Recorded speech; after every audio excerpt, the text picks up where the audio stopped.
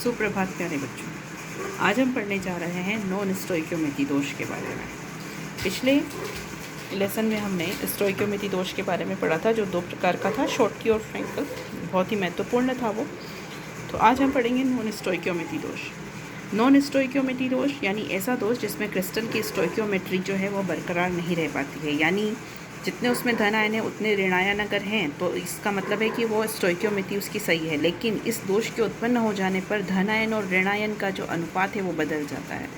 लेकिन सबसे महत्वपूर्ण बात यह है कि धन आयन और ऋणायन का अनुपात चाहे बदल जाए, धनायन ज़्यादा हो जाए, ऋणायन कम हो जाए, ऋणायन ज़्यादा हो जाए, धनायन कम हो जाए, लेकिन फिर भी उस क्रिस्टल में विद्युत उदासीनता बनी रहती है।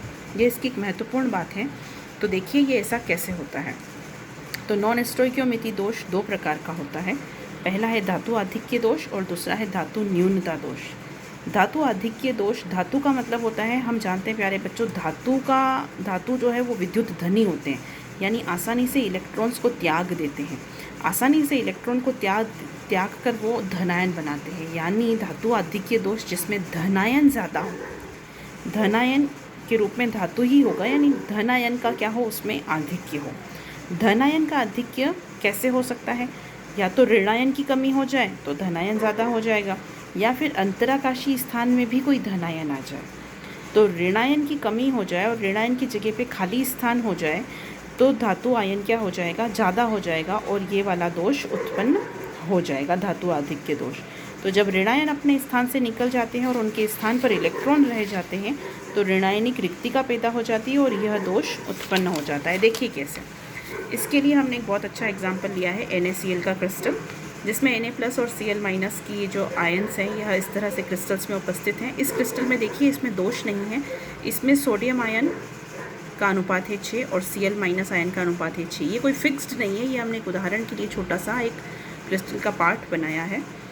इसकी जो रस समीकरण मिति है या जो स्टोइकियोमेट्री है वह बराबर है। ये देखिए Na+ Cl-। लेकिन अब देखिए कि यहाँ पर धातु का आधिक्य कैसे होता है। हम इस NaCl के क्रिस्टल के ऊपर सोडियम की वाष्प प्रवाहित कर रहे हैं। जब हम सोडियम की वाष्प इसके ऊपर से गर्म वाष्प प्रवाहित करते हैं तो ये जो सोडियम के कुछ परमाणु हैं वह इस क्रिस्टल के ऊपर चिपक जाते हैं और इस क्रिस्टल के ऊपर चिपक करके ये जो सोडियम के परमाणु हैं ये Na+ में बदल जाते हैं और एक इलेक्ट्रॉन मुक्त करते हैं। ये जो बना हुआ Na+ होता है इस सतह पर, यह अंदर से क्या होता है, एक Cl- आयन बाहर निकल जाता है। ये जो Cl- आयन अंदर उपस्थित है वह इस क्रिस्टल की सतह पर आ जाते हैं और उस Na+ से जुड़ करके NaCl का युग्म बना लेते हैं। ये जो मुक्त इलेक्ट्रॉन था बाहर वह अब क्रिस्टल के अंदर चला जाता है, उस Cl- की रिक्तिका के स्थान पर चला जाता है। इस इलेक्ट्रॉन के जाने से विद्युत आवेश बराबर हो जाता है, यानी जितने प्लस आवेश हैं उतने ही माइनस आवेश हो जाते हैं, है ना, क्योंकि ये इलेक्ट्रॉन के ऊपर भी माइनस आवेश है। तो Na+ कितने हैं, 6, तो 6+ है तो 6 माइनस भी हो जाएंगे, क्योंकि 5 तो Cl- बचे और एक इसके कारण। तो विद्युत उदासीनता बरकरार रहती है, लेकिन धातु का क्या हो जाता है, आधिक्य। सोडियम क्या है, धातु, तो Na+ का यहाँ पर आधिक्य हो जाता है। चूँकि एक मुक्त इलेक्ट्रॉन यहाँ पर उपस्थित हो गया, आ गया यहाँ पर, तो इस इलेक्ट्रॉन के कारण अब ये जो क्रिस्टल है हमारा, ये कई तरह के गुण प्रदर्शित करेगा।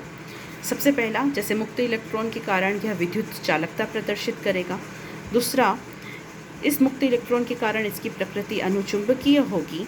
और तीसरा, इस Cl- के निकल जाने से क्रिस्टल के घनत्व में कमी आ जाती है प्यारे बच्चों। चूँकि Cl- यहाँ से निकल गया है तो इसके घनत्व में क्या होगी, कमी आ जाएगी। इस मुक्त इलेक्ट्रॉन के कारण यह मुक्त इलेक्ट्रॉन सूर्य के प्रकाश के दृश्य भाग से कुछ विशिष्ट तरंगदैर्ध्य का अवशोषण करके अपने निम्नतम ऊर्जा स्तर से उच्चतम ऊर्जा स्तर में जाएगा, जहाँ पर यह अस्थिर होगा और फिर से वापस जब अपने निम्नतम ऊर्जा स्तर में जाएगा तो यह विशिष्ट तरंगदैर्ध्य का उत्सर्जन करेगा और उस तरंगदैर्ध्य का जो पूरक रंग है, हमें इस क्रिस्टल का रंग नज़र आएगा, जो हमें पीले रंग का नज़र आएगा। प्यारे बच्चों, इस मुक्त इलेक्ट्रॉन को F केंद्र कहते हैं। It is very very important और इसी के कारण NaCl पीले रंग का नज़र आता है। लेकिन जो लिथियम क्लोराइड का क्रिस्टल है वह इस दोष के कारण गुलाबी रंग का नज़र आता है और पोटेशियम क्लोराइड यानी KCl का जो क्रिस्टल है वो बैंगनी नज़र आता है। धातु के आधिक्य दोष देखा हमने, ऋणायनिक रिक्तिका के कारण किस तरह उत्पन्न होता है। It is very very important. F केंद्र का प्रश्न बनेगा प्यारे बच्चों इसमें से। वीडियो को पॉज करके आप इस मैटर को इजीली नोट कर सकते हैं। हालांकि मेरी बोलने की स्पीड तेज़ है, लेकिन आप वीडियो को बीच बीच में पॉज करके, जहाँ मैं इसको स्टेबल कर रही हूँ किसी एक जगह पर, आप वीडियो को पॉज करके इस मैटर को उतार सकते हैं। आगे का दोष है प्यारे बच्चों, अंतराकाशी स्थान में धनायन। हम धातु का आधिक्य दोष पढ़ रहे हैं, यानी जो धातु है उसका एक्स्ट्रा कैसे होगा, वो धातु ज़्यादा कैसे होगा। तो वो कैसे हो सकता है कि अगर इस अंतराकाशी स्थान में कोई अतिरिक्त धनायन आ जाए, धातु आकर के बैठ जाए, तो भी धातु का आधिक्य दोष उत्पन्न हो सकता है। देखिए कैसे, इसका बेस्ट एग्जाम्पल है ZnO, zinc oxide. Zinc oxide का क्रिस्टल जो होता है, जब अगर हम उसे गर्म करते हैं तो Zn2+ बनेगा और O2- होना चाहिए। लेकिन जो O2- होता है, वो जो 2- होता है, 2 इलेक्ट्रॉन्स होते हैं, ये ऑक्सीजन जो अधातु, ये 2 इलेक्ट्रॉन भी क्या करती है, मुक्त कर देती है गर्म करने पर। जिंक ऑक्साइड को जब गर्म करते हैं तो Zn2+ तो बनता है, लेकिन O2- नहीं बनता। ये जो ऑक्सीजन है वह अपने 2 इलेक्ट्रॉन भी मुक्त कर देती है और ये ऑक्सीजन उस क्रिस्टल में से बाहर निकल जाती है। देखिए इसको, जब हम इसको गर्म करते हैं तो गर्म कर देने से जो अतिरिक्त Zn2+ होता है, वो Zn2+ जो है वह, इसका आकार बहुत छोटा होता है, तो ये अंतराकाशी स्थानों में आ जाता है। और जो ऑक्सीजन थी, वो ऑक्सीजन यहाँ से बाहर निकल गई, लेकिन अपने 2 इलेक्ट्रॉन मुक्त कर गई। ये देखिए, एक इलेक्ट्रॉन ये और एक ये इलेक्ट्रॉन, ये भी इस क्रिस्टल के अंतराकाशी स्थान में एडजस्ट हो जाते हैं, क्योंकि बहुत छोटे से होते हैं तो ये कहीं भी यहाँ एडजस्ट हो जाते हैं। अब चूँकि Zn2+ है इसके ऊपर, तो ये 2 इलेक्ट्रॉन यहाँ पर उपस्थित होकर के इस 2+ को बैलेंस कर रहे हैं, यानी ओवरऑल इसके अंदर विद्युत उदासीनता बनी हुई है। लेकिन एक धातु का जो आयन है वह तो अधिक है, इस कारण ये धातु आधिक्य दोष उत्पन्न करता है।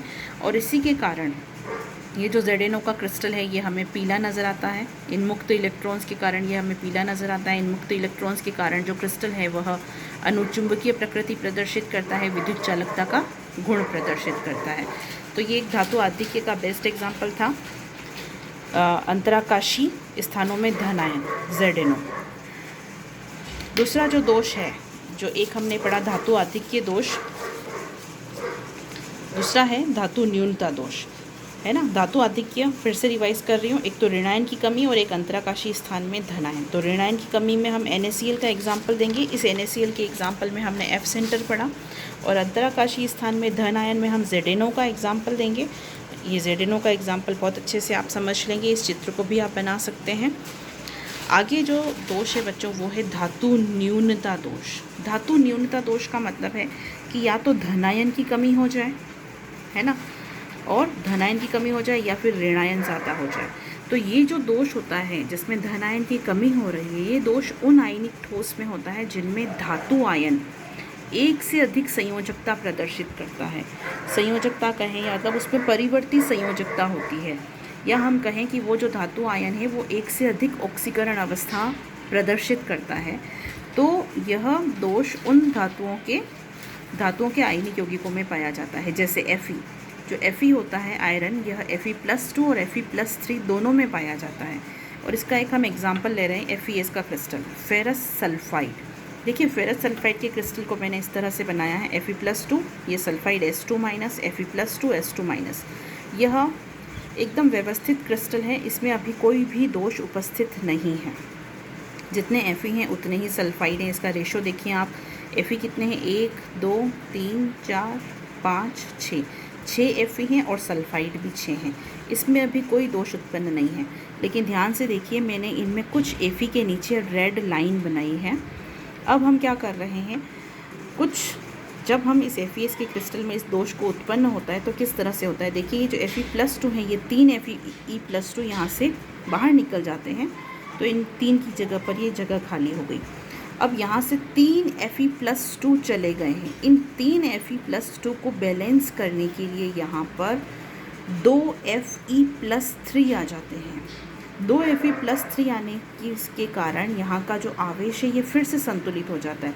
देखिए, कितने Fe+2 गए थे, 3 Fe+2 गए, यानी कि कुल कितना आवेश गया, यानी 6 प्लस का 6 आवेश बाहर निकल गया था।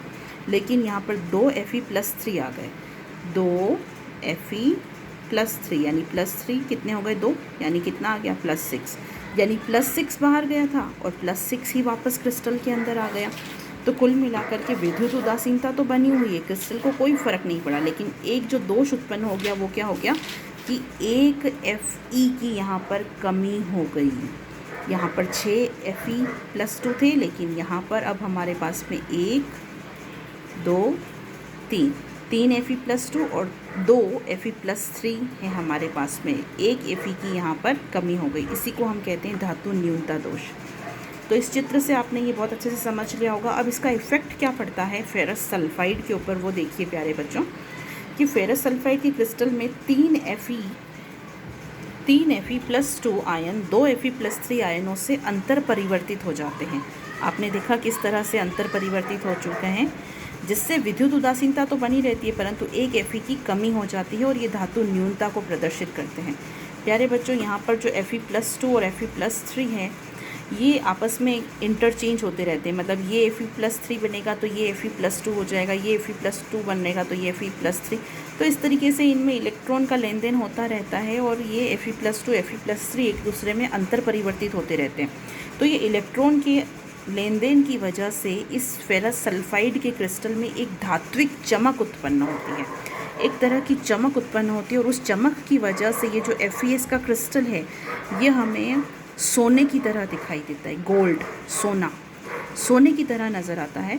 तो अब ये जो फेरस सल्फाइड का क्रिस्टल है, चूँकि इस चमक के कारण ऐसा लगता है हमें कि ये एक सोना है, लेकिन असल में ये सोना तो नहीं होता है ना। तो इस वजह से इस फेरस सल्फाइड के क्रिस्टल को हम मूर्खों का सोना कहते हैं।